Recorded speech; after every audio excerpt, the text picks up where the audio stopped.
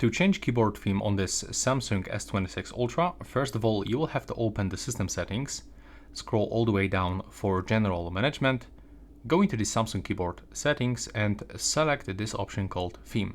And you are probably right now not satisfied because we can find only two themes, white and the dark one. So how can we get more of them?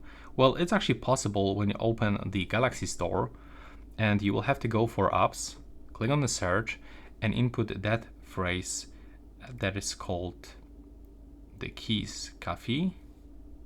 There it is. We have to get it from a Good Lock plugin, and thanks to this we'll be able to actually create a theme but also get some themes recommendations. Wait until it will open, just a few seconds, click continue and accept this permission. Now take a look. When you go for a keyboard, you can find here already some themes that you can quickly apply by clicking on the theme park. You will have to also install the additional thing.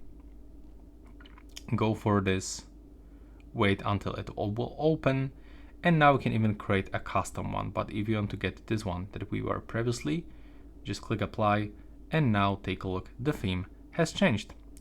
But of course you can create yours by clicking here. You can make some gestures. There's like a lot of things that you can customize here.